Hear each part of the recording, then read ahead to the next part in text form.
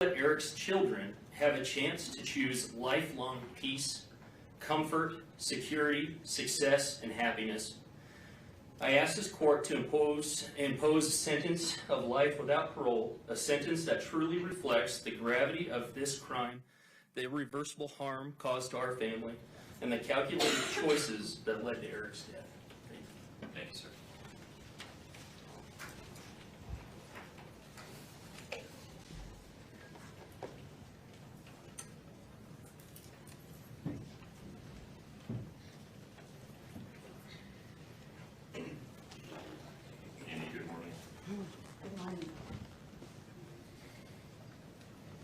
Honorable Judge Morasek, my name is Kouri Richins.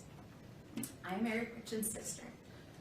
Today, I'm here to speak as a victim and to speak for Eric because he no longer has a voice. I addressed this court in 2023 when we were living in a state of visceral shock.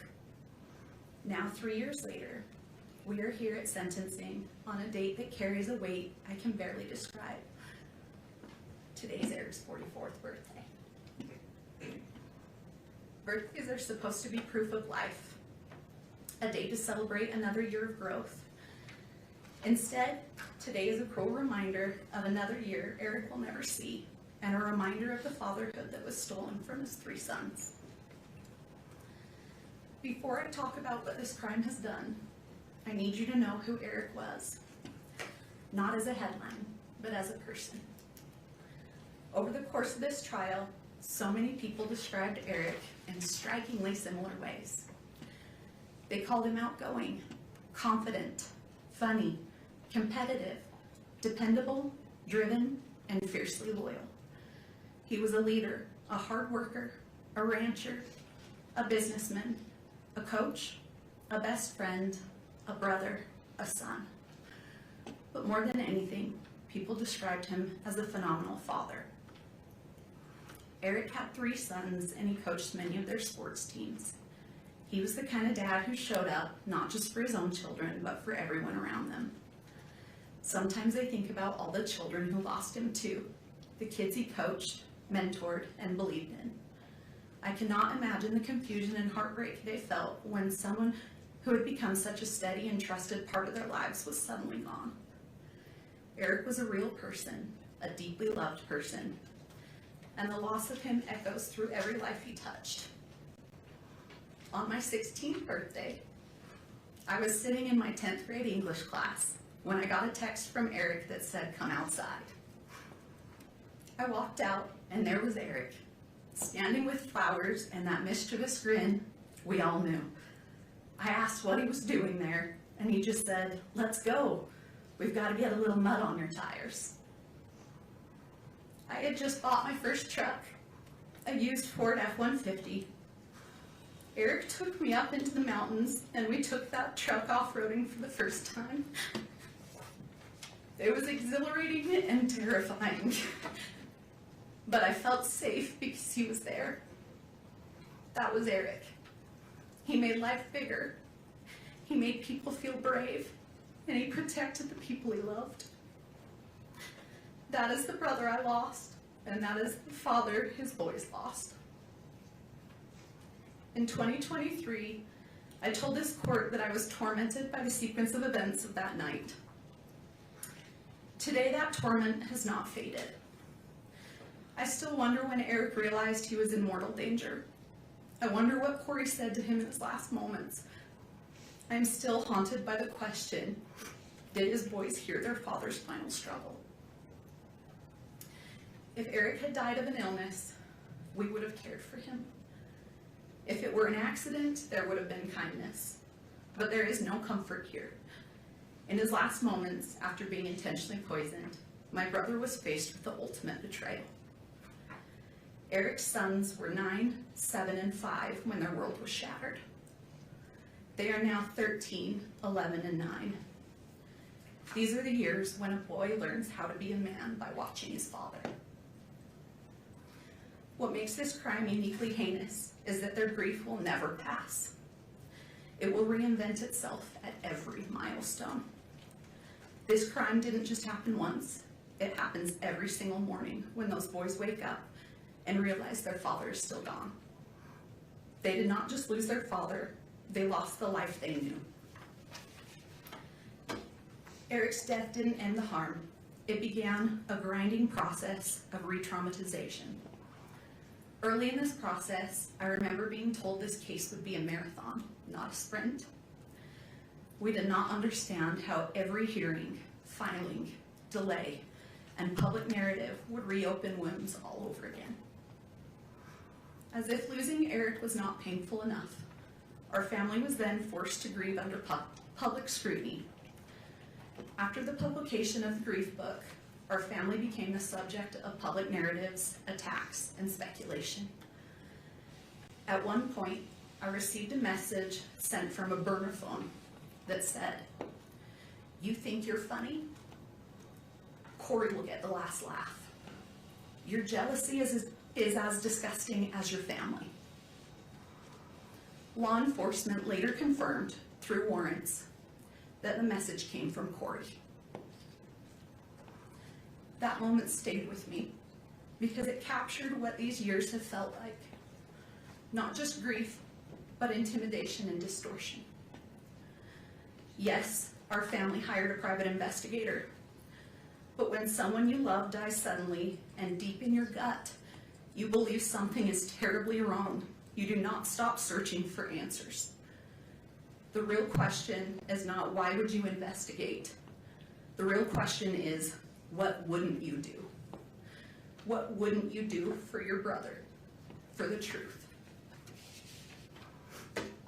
I also feel compelled to address the emotional toll of the trial itself. As the designated victim representative, and more importantly as Eric's sister, I have a right to be present in the courtroom. Yet during the proceedings, I was essentially kept in the dark. Due to the courtroom layout, I could not see the exhibits or the evidence. When we requested simple accommodation, we were told that the trial was being broadcast on court TV and I could excuse myself and watch from home with the rest of the world. Being told that my right to be here was interchangeable with a television broadcast was a profound violation. I did not want to watch Eric's life and death as content from my couch. I didn't want to go home after a grueling day and listen and watch it all over again. I had a right to be here, to face the evidence directly. Still, to this day, I have not been able to rewatch the trial because it's so time-consuming and painful to relive. I still have not seen all the evidence that was presented. Your Honor, I need to say this clearly. Someday, those boys will grow up and look back at the records of this trial. I need the truth to be the only thing they find. The claims made against Eric's character were not just legal defenses, they were acts of secondary violence. Eric was a protector, not a predator. These lies were a desperate attempt to justify the unjustifiable, and they have added a layer of cruelty to our grief that is nearly impossible to bear. I also need to correct the record on a few misrepresentations. First, the prenup. It was provided well before the wedding, not in a last-minute way. Second, the incident between Kouri and me. I never touched her. Kouri pled guilty to assaulting me. Yet she and her circle have continued to spread false narratives. This is a pattern of distortion that has kept our family trapped in conflict. There is something that has haunted me for years. And I found out Katie was the exact same today. I begged Eric to leave too. I begged him to divorce her, but Eric was trying to protect his boys. People often struggle to recognize intimate partner violence when the victim is a man. But Eric's actions spoke for themselves. He documented conversations. He tried to protect himself. He knew after Valentine's Day that she had tried to poison him, but he also believed that if he left, he could not fully protect his children. So he stayed because he was trying to keep them safe. This trauma has seeped into every corner of my life. And also, it has also deeply affected my own family and marriage. My husband, William, watched me be consumed by the pursuit of justice. For 4 years, we have lived in a constant state of stress, grief, and emotional exhaustion. I lost my job as a professor at Montana Tech University on the very day I was subpoenaed to appear in this court. Eric was so proud of me earning my PhD, and teaching students was something I loved and that made me proud. It now seems like another thing that Kouri's actions have taken away from me. But the most devastating loss is one that isn't in any police report. Because of the unrelenting stress of this investigation and the constant attacks on our family, I suffered a traumatic miscarriage of twins. We lost our children. We lost the future we were building. Kouri's actions didn't just end one life. They reached out and stifled the lives of my unborn children as well. That loss lives inside this tragedy too. Eric's murder did not just take someone from my life. It plunged me into a darkness. It stole the light I once carried. It erased the future I had planned. Every day, I wake up and step into this same crushing emptiness, where time itself feels frozen and meaningless. The laughter of my future children, the warmth of my family, the simple joy of waking to a new morning, all of it has been devoured by this crime. This grief is limitless, resembling the ocean. Sometimes it softly touches the shore, other times it pounds against it with fierce force. Occasionally, it surges like a massive tsunami, overwhelming everything. These changes can occur suddenly, and like the ocean, it cannot be controlled. I didn't just lose my brother. I lost my sister-in-law. I lost someone I considered my friend. We had good times together. That loss is so complicated now, Your Honor, because it forces you to grieve someone who is still alive while facing the horror of what they have done. It is grief that doesn't resolve. It just sits there heavy every day. This crime has fractured our family in ways outsiders cannot understand. One of the most painful realities is that my husband and I do not get to see our nephews. This tragedy has created a wall of trauma between us, and that feels impossible to climb. Because of this crime, we are no longer present in those boys' lives the way Eric would have wanted. In 2023, I told this court I never knew evil like this existed. Everything I have witnessed since has confirmed that. Kouri did not just kill Eric, she attempted to kill the spirit of everyone who loved him. She lied to his children, she lied to the world, and has shown no remorse while dancing on his grave for profit. Your Honor, a parole-eligible sentence is not a conclusion. It is a reoccurring nightmare. It guarantees that every few years, Eric's sons will be notified that their father's murderer is seeking freedom. It forces them to relive the trauma repeatedly for decades. Eric died trying to be his children's shield. He can no longer protect them, so now the responsibility falls to this court. I ask you to provide these boys with the finality and safety they deserve. I ask you to ensure that the noise of Kouri Richins never enters their lives again. For the years of suffering we have endured, for the children who will grow up without their father, and for the life she stole from Eric and the peace she stole from us, I respectfully ask that you sentence Kouri Richins to life without the possibility of parole. Happy birthday, Rico. Thank you.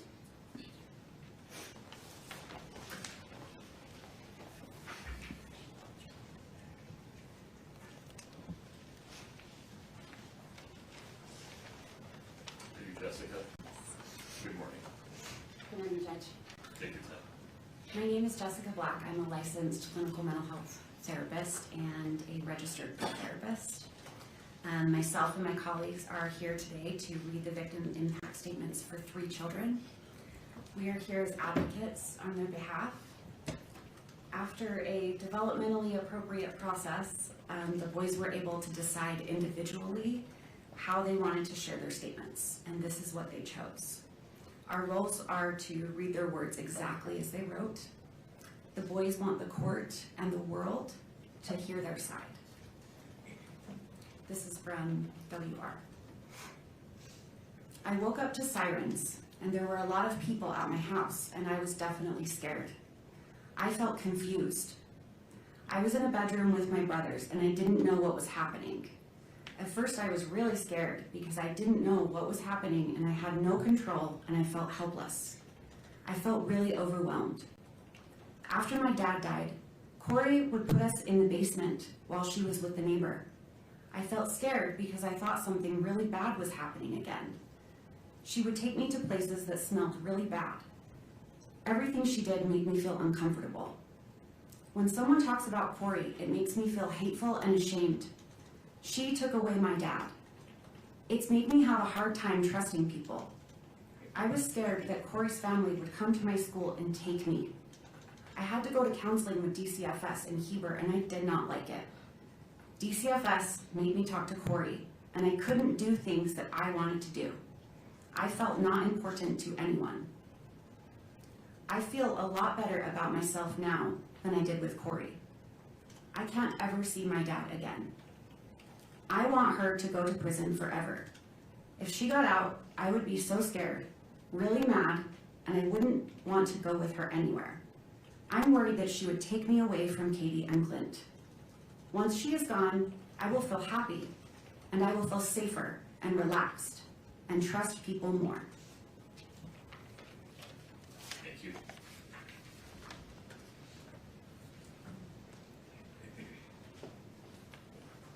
Christina. Good Your morning. Honor, I am Christina Green. I'm a licensed clinical social worker, not registered play therapist, and I will be reading for AR.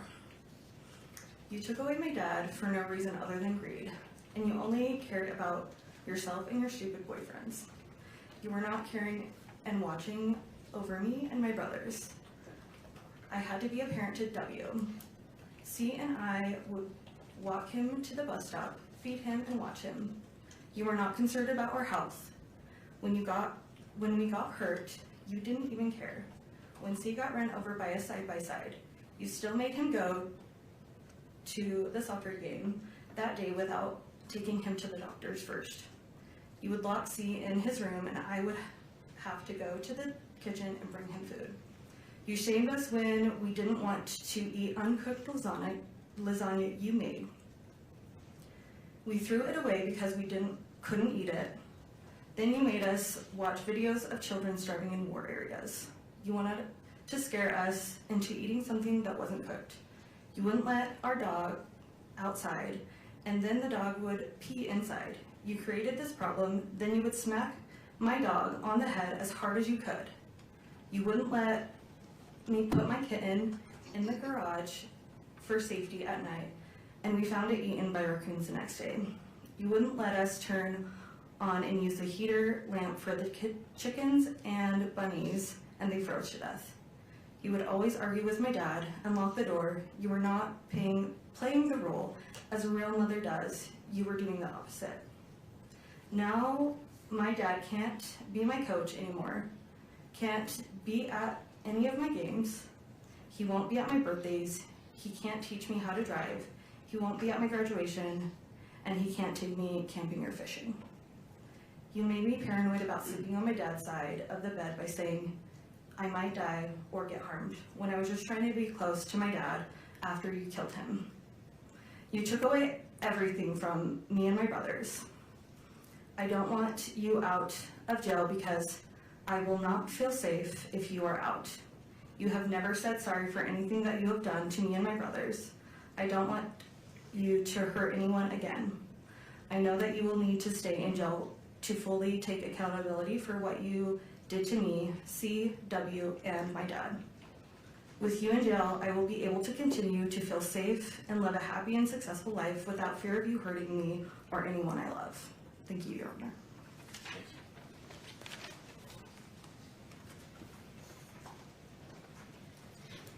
Sarah? Yes, my name is Sarah. I'm a licensed clinical social worker and registered play therapist, and I'm going to read the victim impact statement for CR. My name and age now, my name and age I was at the time of the crime. CR, age 12, now 13. I was 9 when my dad was murdered. What I would like to see happen if the perpetrator is convicted of the crime, I would like to see Kouri get a life sentence. My thoughts regarding an appropriate sentence for the person who is accused of this crime and if they are found guilty. I think Kouri should get a life sentence because what she did is very sick, because it had no reason to happen and it impacted a bunch of people, including me. These are some reasons why I think she should have a life sentence. The information I feel is important for the judge to be aware of in sentencing. I think the judge should know that my dad was a good person and very thoughtful and kind and helped whoever needed help. He was always taking the extra mile to help people. My physical injuries as a result of this crime are as follows. I was sleeping and then I went to get a drink of water, then went back to bed. And when I woke up shaking and Bailey called the ambulance and they came and I couldn't talk for a while, I think Kouri had something to do with it because she didn't call the ambulance, she called Bailey and Bailey called the ambulance. At the ER, Kouri resisted to have my blood drawn, and kids who usually have this kind of seizure is when they are a few months old to a year old. I learned later that Kouri bought more fentanyl and had it in the house when this happened. I think this is what happened. She did what she did to my dad in the living room. My experienced emotional injury because of this crime is described as follows. Sad. I feel mad that I have to feel sad. I went from being scared for my life to feeling really good. I was scared for my life because I didn't eat that much. Kouri was always drunk or gone. I was always locked in my room. I can't remember, but I am pretty sure the lock was on the outside. Kouri threatened she would kill my lizard because we didn't want to watch some weird show with her. All of our chickens died because there was no food or water. My rabbit died because we didn't have food or water. The goats almost starved to death because she bought moldy hay and she didn't water them. Nothing ever got fed or watered.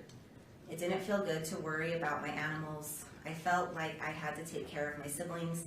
Ash mostly took care of me though because I was locked in my room. Ash would bring me food. Kouri would lock me up if I told her she was drunk. This happened pretty much daily.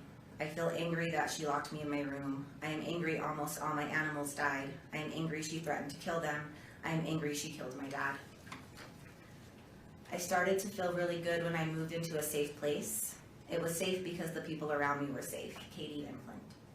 I felt safe at Jake and Shalina because I wasn't with Kouri anymore.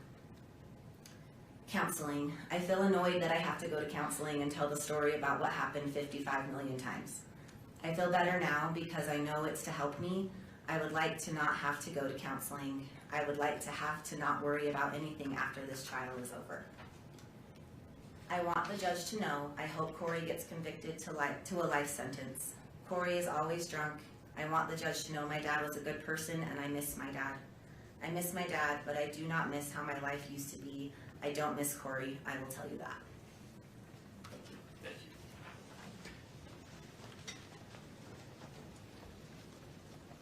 Mr. Bloodworth, anything further from the state? Your Honor, the state moves to admit state sentencing exhibits A through I previously provided to the court and defense. I have copies now I can bring to the clerk. Any objection, Ms. Dester? Yes, we do object to some of those being on the public docket, and we can, if we want to take a break, we can go through that with the prosecution. I actually sent him an email asking if they would be filed publicly, and his response was no. So I was unaware that he was going to do that. Admitting them and filing them publicly are two different things. Any objection to their admission? Not to their admission, only to their public filing, Your Honor. Okay, we can work that out. States A through I are admitted. I need a break. recess until 11:10. If during that break you and Ms. Nasir would come to some consensus about what the defense wants to have listed as private and or protected depending on the content. Your Honor, the state agrees all should be Okay, private. understood. That's the order of the court. We'll be in recess until 11:10. Follow the directions of the court security director and the bailiffs in terms of how to leave and re-enter the courtroom. Thank you. All right.